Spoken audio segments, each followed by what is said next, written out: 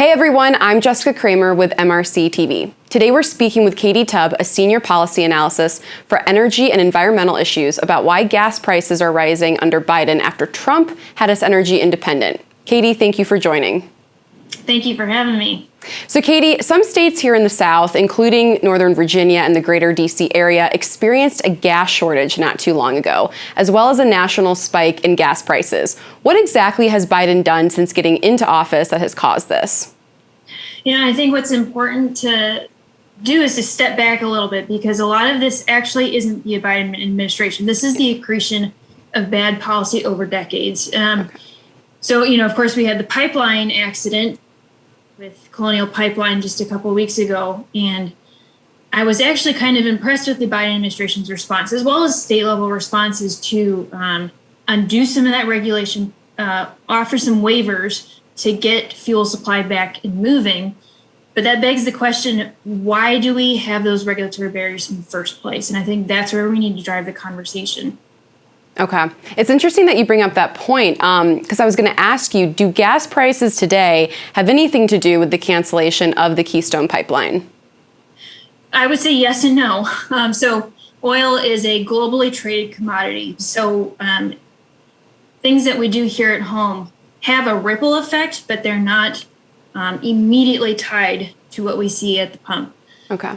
That said, things like canceling the Keystone XL pipeline do impact global markets. When you constrict supply, that at some point is going to bubble up into gasoline prices. And so it's really unfortunate that the Biden administration caved to environmental extremists, shut down our own pipeline. Meanwhile, globally, the Biden administration isn't taking a hard stance on pipelines like Nord Stream 2 that the Russians are building in Europe.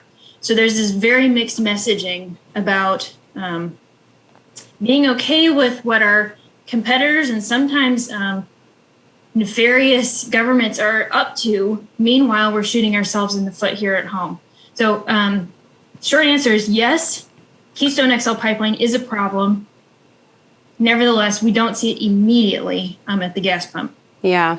Well, are prices expected to rise throughout the duration of the Biden administration? Because along with gas, there's also an increase in price for other goods like milk, food, lumber. How should we expect the Biden administration to respond?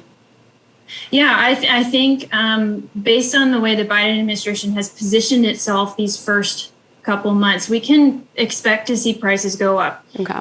There's a lot of regulatory activity that's under play now that will slowly become part of the regulatory system.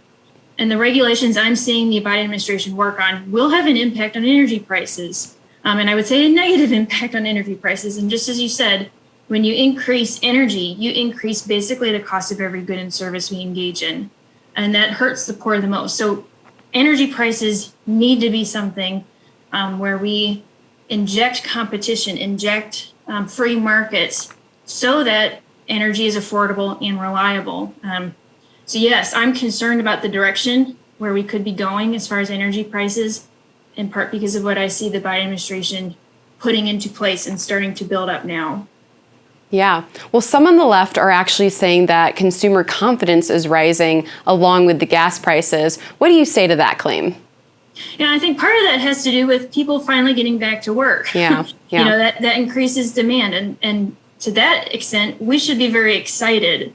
And I think that confidence is important, but that doesn't necessarily have to come with artificially increased and inflated energy prices. And I think there's a host of ways to get at that supply side of the equation so that as people are returning back to work, prices can stay competitive and affordable. Yeah. And that's where I have concern about what the Biden administration is building into the system for the next, 3 or 4 years now.